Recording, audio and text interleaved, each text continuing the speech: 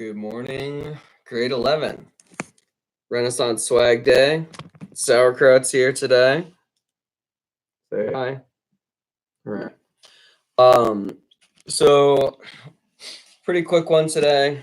So I downloaded a Snapchat filtered thing, and I'm not gonna lie, I don't actually know how to shut this off right now.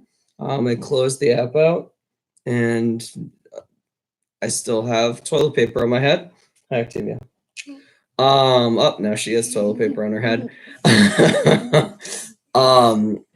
So I know yesterday when I posted for you guys, I had given you a couple articles about what the Senate was proposing, about what the House of Representatives was proposing for their coronavirus response bills. It appears that late last night, there was an agreement by the Senate leaders, and also that the Speaker of the House, Nancy Pelosi, made a decision, not necessarily to endorse it, but sort of talked about it like it was a step in the right direction. I have an article from the Associated Press. I'm just going to read that. No, I'm just going to read that to you guys. And that's sort of going to be it for today. If you didn't have a chance to look at the articles yesterday, you could still, but that's kind of the way of news and politics. Sometimes things lose their relevance pretty quickly. So we are going to take a look at this.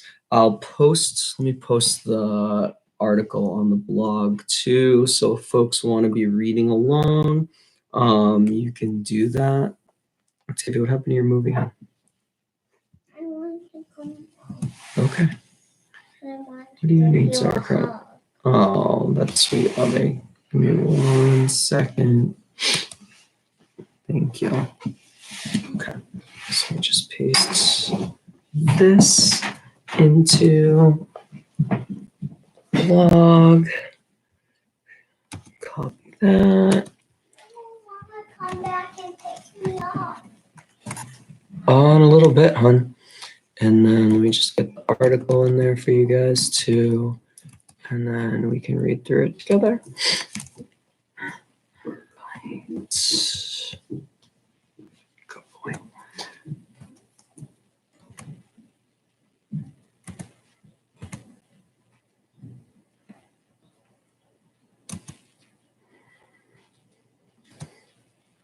Okay. So that is updated now. And let's give it a read through. So does White House Congress agree on $2 trillion?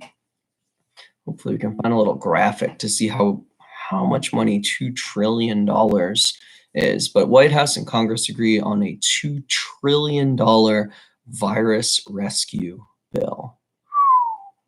It's a lot of money. The White House and Senate leaders of both parties announced agreement early Wednesday on an unprecedented $2 trillion emergency bill to rush sweeping aid to businesses, workers, and healthcare system slammed by the coronavirus. So if you read the articles, you saw one of the criticisms was there wasn't enough relief for healthcare workers, so it looks like they've squeezed that in. The urgently needed measure is the largest economic rescue bill in history.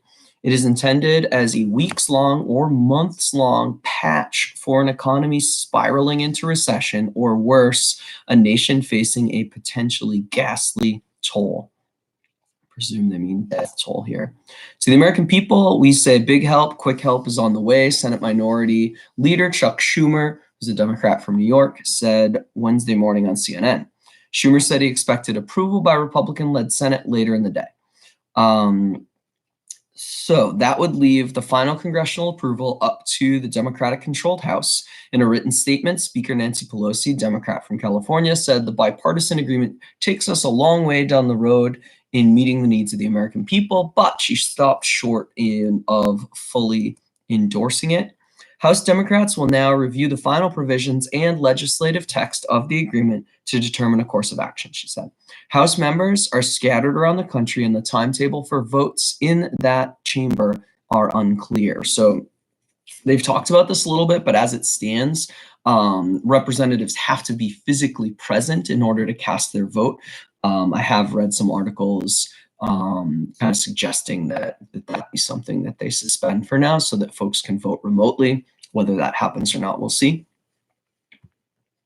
House Democratic and Republican leaders have hoped to clear the measure for President Trump's signature by a voice vote without having to call lawmakers back to Washington. Okay, but that may prove challenging as the bill is sure to be opposed by some conservatives upset at its cost and scope.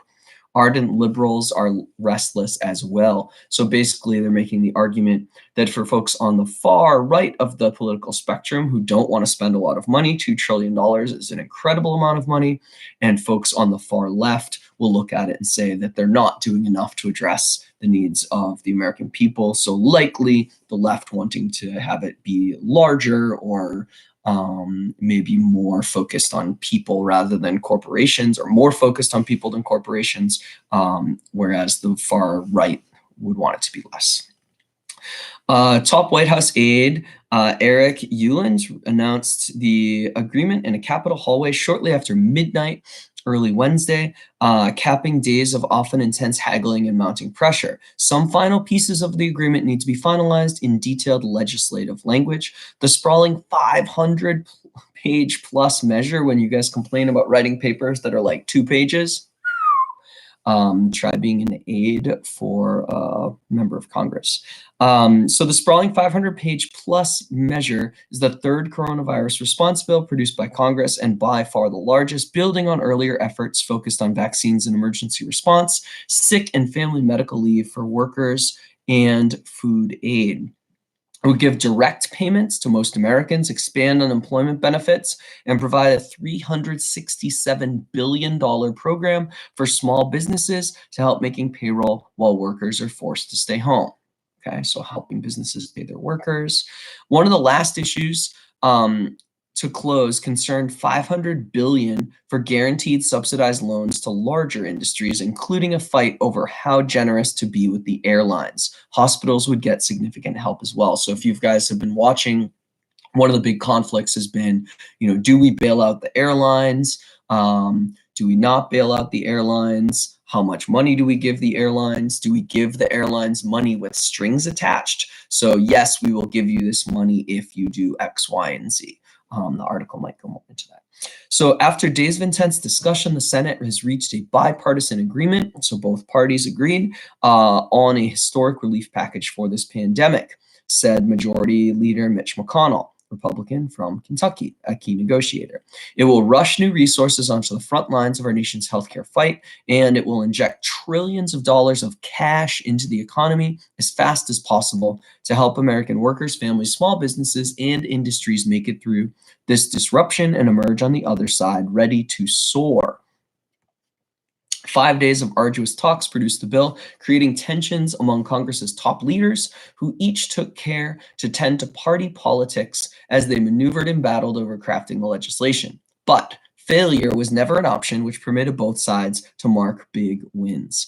Even before the deal was reached, news of the likely but elusive agreement had sent the stock market rocketing on Tuesday. The rescue package would be larger than the 2008 bank bailout and 2009 Recovery Act combined.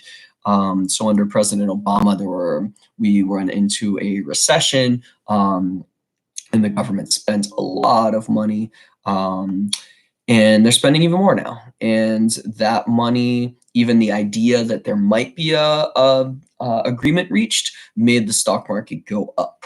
So the people who are stressed about that may be feeling a little less stressed out. Package would give one time. So this is the one that's going to impact most of us, I believe.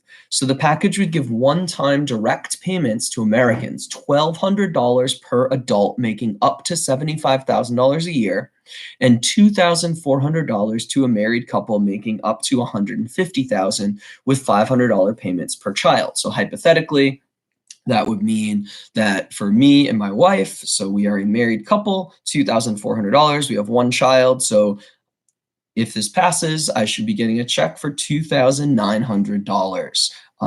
Feel free to do the math for your household. Interesting.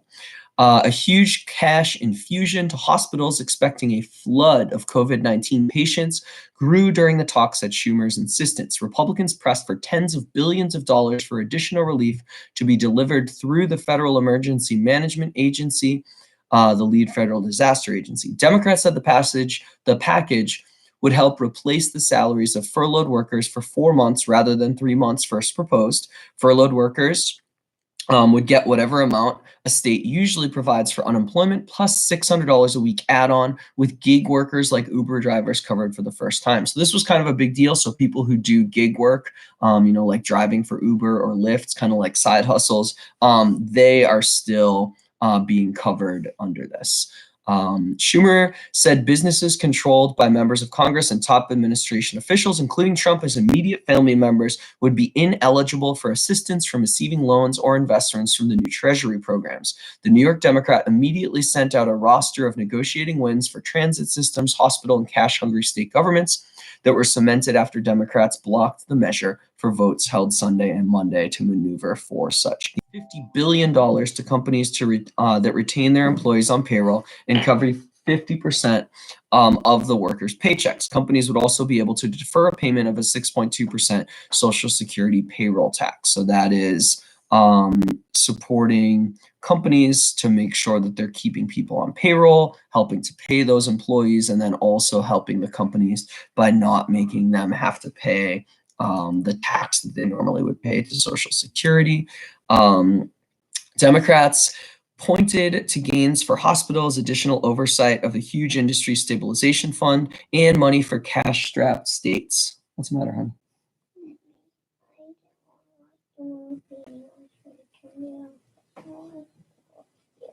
Okay, why don't you go in your room and play for a few minutes? I'm almost done. All right, so Democrats, we got that. No, we didn't. Democrats pointed to gains for hospitals, additional oversight of large industry stabilization fund for cash-strapped states. A companion appropriations package bill ballooned as well, growing from $46 billion White House proposal to more than $300 billion, which dwarfs earlier disasters, including Hurricane Katrina and Superstorm Sandy combined. So we have a lot of money. To provide transparency, the package is expected to create a new inspector general and oversight board for the corporate dollars, much as was done during the 2008 troubled